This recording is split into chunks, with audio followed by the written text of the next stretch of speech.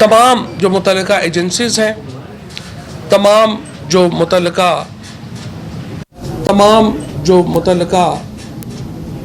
महकमे हैं, उन्होंने सर जोड़े और प्राइम मिनिस्टर साहब की हिदायत के ऊपर एक बहुत बड़ा वीज़ा इनिशिएटिव जो है वो लिया गया है। अब थोड़ी सी मैं इसकी डिटेल्स आपको बता दूं। 175 मुल्कों को ई वीज़ा की सहूलत दी गई है।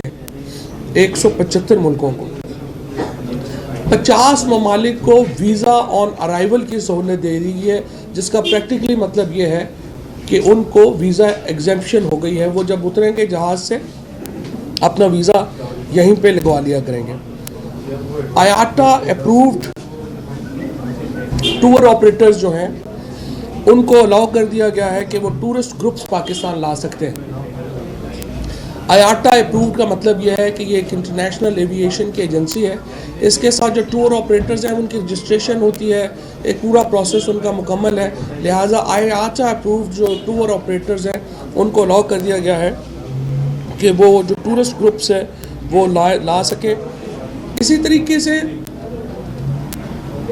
जो इंडियन ओरिजिन के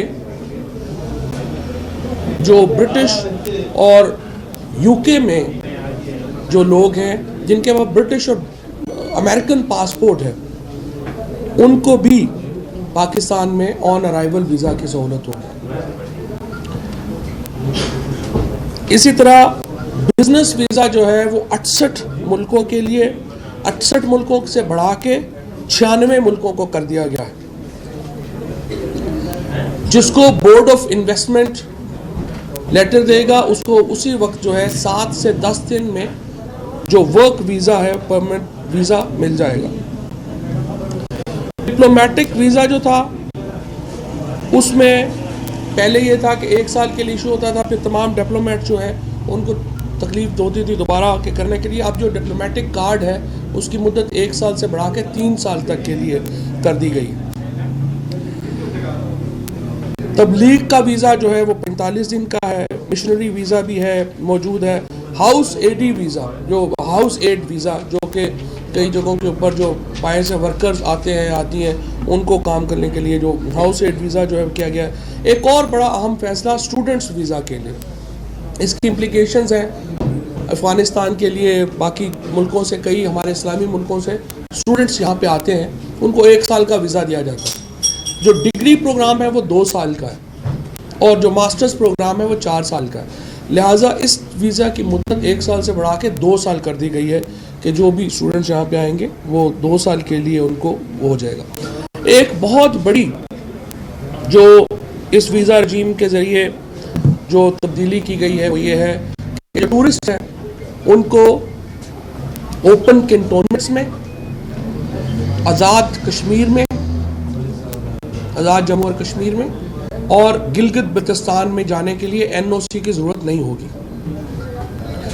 और ये इलाके जो पहले बंद थे, समझिए, क्योंकि एनओसी की ज़रूरत थी, एनओसी लेके आप जाते थे, अब टूरिस्ट को एनओसी लेने की ज़रूरत नहीं होगी, वो कहीं पर भी पाकिस्तान में जा सकेंगे। इसके साथ जर्नलिस्ट वीज़ा जो था वो भी पाकिस्तान में प्रॉब्लम है और अब ये फ़ैसला ये किया गया है कि जो मिनिस्ट्री ऑफ इंफॉर्मेशन जो है उसके ज़रिए प्रोसेस किया जाएगा जर्नलिस्टों का वीज़ा, और जो जर्नलिस्ट हैं उनको भी लॉन्ग टर्म वीज़े भी दिए जाएंगे।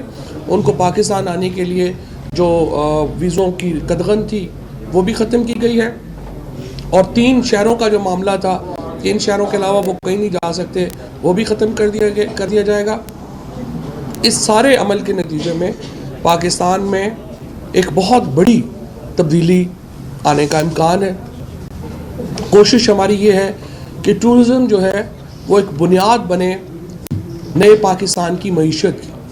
जो कल असद उमर साहब ने हमारा जो बजट पेश किया, आपने देखा होगा कि ये जो इकनॉमिक रिफॉर्म पैकेज है, ये बुनियादी तौर के ऊपर तहरीक इंसाफ की जो इकनॉमिक पॉलिसी है वो जिन पिलर्स पे खड़ी है वो ये है कि हम इंपोर्ट को डिस्करेज करना चाहते हैं, एक्सपोर्ट को इनकरेज करना चाहते हैं, डी इंडस्ट्रियलाइजेशन जो पाकिस्तान में हुई है उसको रिवर्स करके इंडस्ट्रियलाइजेशन करना चाहते हैं, और फिर हम चाहते हैं कि यहाँ पे टूरिज़्म फ़रोग पाए और टूरिज़्म जो है पाकिस्तान की एक बुनियाद बने एक तब्दीली की। अब यहाँ पे इस बिल के ऊपर सिर हासिल गुफ्तगू होनी चाहिए और हमें उम्मीद है कि तमाम लोगों को इसके ऊपर जो है वो अपना अपना नुक्ता नज़र है। लेकिन मैं समझता हूँ कि अपोजिशन ने जो रवैया ख्याल किया जब प्राइम मिनिस्टर साहब ऐवान में आए, एक तरफ आप रोज़ कहते हैं कि प्राइम मिनिस्टर साहब क्यों नहीं आ रहे, दूसरी तरफ जब वो आते हैं तो आप ऐवान को एक बिल्कुल लगता है कि जैसे आप किसी बाजार में आ गए, ताने कसे जाते हैं, फिक्रे कसे जाते हैं, असम्बली का माहौल नहीं रहता। इल्ज़ाम तो हम पे है, मुझे कहते हैं असम्बली का माहौल ख़राब हो जाता है जब आप तकरीर करें। मेरी आप सारी तकरीरें उठा के देख लें, एक किसी को गाली नहीं होगी, एक किसी को मैंने किसी बुरे अल्फाज में बात नहीं की है, लेकिन यहाँ तो गालियाँ दी जाती हैं, यहाँ तो आपकी ज़ात के ऊपर ऐसे रकीक फिक्रे कसे जाते हैं। हमें पार्लियामेंट का बड़ा एहतराम है, लेकिन अपोजिशन को वज़ीर आज़म का भी एहतराम करना होगा। मैं हैरान हूँ जब कल शहबाज शरीफ साहब ने कहा कि सिलेक्टेड प्राइम मिनिस्टर, यानी जनरल ज़ियाउल हक की हैचरी से निकले हुए ब्राइलर अगर इमरान खान को सिलेक्टेड प्राइम मिनिस्टर कहे तो इस पर हैरत ही होगी। यानी जिनकी अपनी कोई हैसियत ही नहीं थी वो भी आज हमें बताते हैं कि आप कहाँ से आए हैं। इसी तरीके से जो जिन लोगों ने मईशत का ये हाल किया है, जिनकी वजह से हम इधर पहुंचे हुए हैं, वो आके लेक्चर देते हैं मईशत के ऊपर। शाहिद खाकान अब्बासी साहब अभी बोल के गए हैं, जिस दिन ये वजीर बने थे 1 रुपये का गैस का कर्जा नहीं था। शाहिद खाकान अब्बासी साहब ने जिस दिन वजारत छोड़ी है 157 अरब का कर्जा छोड़ के गए। जिस दिन इन्होंने हुकूमत संभाली उस वक्त पाकिस्तान की मईशत कहाँ खड़ी थी, और जब पीपल्स पार्टी और नून लीग की ये रजीम ख़त्म हुई तो पाकिस्तान की मईशत कहाँ पे खड़ी है। आज प्राइम मिनिस्टर साहब का 5 महीनों में हमने क्या किया, हमने पाकिस्तान को वापस वर्ल्ड मैप के ऊपर लेके आए। हमने सेनेटर ग्राहम की यहाँ पे आए हैं, वो अमेरिका के बहुत ही अहम सेनेटर हैं। उन्होंने जो प्राइम मिनिस्टर साहब के बारे में गुफ्तगू की है, उन्होंने कहा कि वो बिल्कुल चौंक गए इमरान खान से मिलके, उनके नॉलेज को देख के, उनकी बिहेवियर को देख के, और अमेरिका को जो सजेशंस उन्होंने दिए हैं वो इंतहाई साहिब है। हमारे ताल्लुकात अमेरिका से क्या थे जब तहरीक इंसाफ ने हुकूमत संभाली। आज हम अफगानिस्तान के अंदर सबसे अहम रोल अदा कर रहे हैं। आज पूरी दुनिया इमरान खान को देख रही है कि किस तरह से वो एक स्टेबल अफगानिस्तान उनको डिलीवर करेगा। इस पे बहैसियत पाकिस्तानी हमें फ़ख्र होना चाहिए। आज पाकिस्तान जो मिडल ईस्ट में 12 साल के बाद यूएई के रूलर पाकिस्तान तशरीफ़ लाए, मोहम्मद बिन सलमान पाकिस्तान तशरीफ़ ला रहे हैं। आप देखिएगा कि वो किस तरह पाकिस्तान आएंगे और आपको एहसास होगा कि पाकिस्तान का कद आज से 5 महीने पहले, 6 महीने पहले कहाँ था और आज हम मशरक़ वुस्ता में कहाँ पे खड़े हैं, आज हम यूरोप में कहाँ पे खड़े हैं, आज हम अफ़गानिस्तान को लेकर के जहाँ पर इंडिया ने डोमिनेट कर लिया था सारे की सारे अफ़गान सियासत को और अफ़गान खारजा पॉलिसी को, आज पाकिस्तान अफ़गानिस्तान में फिर कहाँ पे खड़ा है। कोई गवर्नमेंट पाकिस्तान में 5-6 महीनों में ये रोल नहीं अदा कर सकती थी जो तहरीक इंसाफ ने अदा किया। और जब प्राइम मिनिस्टर ऐवान में आए हैं, जब वो आपको एतमाद में लेना चाहते हैं, पहले दिन जब प्राइम मिनिस्टर साहब आए थे, हमने उस दिन अनाउंस कर दिया कि हम इलेक्शंस के ऊपर कमेटी बनाने को तैयार हैं। पिछली पार्लियामेंट में ये कमेटी बनाने में 4 साल लगे थे, उसके बाद पूरा एहतजाज हुआ था उसके बाद यहाँ इस्लामाबाद बंद हुआ था, फिर जाकर के तहकीकात हुई पिछले इलेक्शंस की। यहाँ पहले दिन कमेटी बना दी। पब्लिक अकाउंट्स कमेटी का पार्टी के अंदर डिसेंट थी। मैं आपके सामने खुल के इस बात का इजहार करता हूँ कि मैं बिल्कुल इस चीज़ के मुखालिफ था कि शहबाज शरीफ साहब को पब्लिक अकाउंट्स कमेटी का सरबराह बनाया जाए, लेकिन स्पीकर साहब ने, परवेज़ खट्टक साहब ने, शाह महमूद कुरैशी साहब ने मैग्नानिमिटी का मुजाहरा किया। हमने कहा पब्लिक अकाउंट, इन्होंने कहा पब्लिक अकाउंट्स कमेटी इनको दे दें। हमने पब्लिक अकाउंट्स कमेटी भी इनको दे दी, जिसके ऊपर हमें पार्टी के अंदर स्टेटमेंट आई कि आप एक बंदा जो कोट लखपत जेल में है उसको उठा के आप कह रहे हैं कि आप अपने अकाउंट्स को करें। और आज जो नैब की इन्वेस्टिगेशंस हैं शहबाज शरीफ की और साद रफीक की, वो मजाक बन के रह गई। क्यों? कि वो प्रोडक्शन ऑर्डर के ऊपर असूली तौर के ऊपर इन्हें जेल में होना चाहिए जहां पे इनकी तफ्तीश होनी है।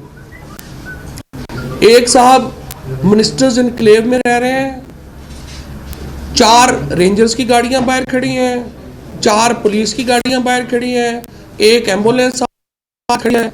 इतना प्रोटोकॉल मैं आपको यकीन दिला सकता हूं किसी फेडरल मिनिस्टर के पास सोच भी नहीं सकते कि ये इस किस्म के प्रोटोकॉल होंगे जो कि जनाब लीडर ऑफ अपोजिशन शहबाज शरीफ साहब, पूरा खानदान जिनका ECL को दगा दे के बाहर चला गया और फिर बाद में कह देंगे कि हम उन पे तो लॉ ही नहीं लगता, वो तो बाहर चले गए, वो तो ब्रिटिश सिटीजन है।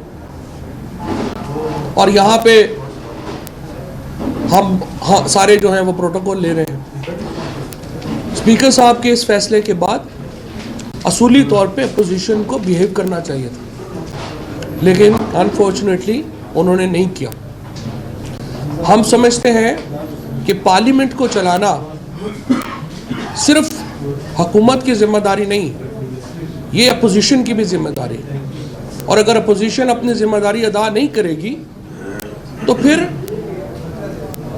हमारी तरफ से भी ताउन की वो उम्मीद ना रखें। ये फैसला उन्होंने करना है, उन्होंने पार्लियामेंट को चलाना है, ऐवान को चलाना है, या वो हमेशा ही ऐसे। और मैं तो हैरान होता हूँ कि जिनका मॉडल टाउन में जिनके कपड़े दागदार हैं, जिनके चेहरों पे खून लगा है, वो आज साहिवाल ट्रेजेडी के ऊपर मगरमच्छ के आंसू बहा रहे हैं। आप लोग कैसे ये बातें कर सकते हैं? पंजाब में जुडिशियल, एक्स्ट्रा जुडिशियल, साहिवाल का वाकया तो मिस्टेकन आइडेंटिटी का हो गया और पुलिस ने गलत किया, हमने उन सबको अरेस्ट भी कर लिया। लेकिन इससे पहले सेक्रेटरी साहिबान की मीटिंग्स तो नहीं हुई थी कि इन लोगों को मार दो। इससे पहले वज़ीर आज़म, वज़ीर आला के फ़ोन तो नहीं गए थे कि इन लोगों को नहीं छेड़ना। लेकिन यहाँ पर प्लान करके मॉडल टाउन अटैक किया गया था। और मैं आपको ये भी बता दूँ, पंजाब में एक्स्ट्रा जुडिशियल किलिंग का तस्वुर ही नहीं था शहबाज शरीफ साहब से पहले। सबसे ज़्यादा मावराए अदालत कत्ल अगर किसी के दौर में हुए हैं तो वो शहबाज शरीफ साहब के दौर में हुए हैं। और अब ये माशाल्लाह हमें लेक्चर दे रहे हैं कि किस तरह से हैंडल करना चाहिए और किस तरह से हैंडल नहीं करना चाहिए। मेरे ख्याल में अगर कोई भी थोड़ी बहुत भी शर्म की रत्ती होती तो ये लोग तो अगले 2-3 साल टीवी से गायब रहते ताकि लोग इनकी शक्लें भूल जाएं, और फिर 2-3 साल बाद आते तो बात करते कि जी ये हो गया, अब आप पिछली बातें भूल जाएं, आगे चलें। क्या मेरा अनफॉर्चुनेटली असम्बली में मैं आज बात नहीं कर सका, लेकिन मैं जिस तरह से कह रहा हूँ कि पार्लियामेंट की इज़्ज़त है, अपोजिशन का जो रोल है उसकी इज़्ज़त है, लेकिन प्राइम मिनिस्टर साहब की इज़्ज़त जो है वो हम पे मुक़द्दम है। और इंशाअल्लाह ताला हम बहैसियत जमात, हम बहैसियत हुकूमत इस ऐवान को कोई एक इस तरह की मछली मंडी नहीं बनने देंगे, और इंशाअल्लाह ये ऐवान जो है वो उसी दायरे में चलेगा जो कानून की रिक्वायरमेंट है। सर ये बताएं कि जो पॉलिसी वीज़े के लिए चौधरी निसार साहब की थी उसको किस हद तक तब्दील किया गया है, और INGOs के लिए आपको क्या, किसके लिए? INGOs के लिए आईएन वीज़े के लिए क्या? पहली बात तो यह है कि चौधरी निसार साहब की पॉलिसी तो बिल्कुल ही एक समझिए कि क्लोज पाकिस्तान की पॉलिसी थी, और चौधरी निसार साहब की पॉलिसी के नतीजे में पाकिस्तान को बहुत नुकसान हुआ है। हमने उसको तो बिल्कुल रिवर्स कर दिया है। और जहाँ तक INGOs का ताल्लुक है, पाकिस्तान में इंटरनेशनल NGOs बहुत अच्छा काम भी कर रही हैं और हम NGOs को पाकिस्तान में वेलकम भी करते हैं। लेकिन जिस तरह से हर खेल के कुछ कवायद हैं, INGOs के भी कवायद हैं। उनको एक फॉर्म दिया गया है, वो फॉर्म उसके ऊपर फिल करेंगी और उसके मुताबिक उनको अगर वो क्वालिफाई करेंगी तो वीज़ा मिलेगा, नहीं करेंगी तो नहीं करेंगी। सर, सिंध का दौरा जो है सारे वफाकी वज़ीर कर रहे हैं, आप भी सिंध गए थे, तो आपका दौरा कितना कामयाब रहा? देखें, मैं तो अपने कुछ मिनिस्ट्री के कामों के लिए गया था, मुलाकातें भी वहाँ पर हुई हैं। वज़ीर आज़म साहब जा रहे हैं, इंशाल्लाह सिंध जाएंगे। सिंध वालों के दिल ज़रा आजकल कमज़ोर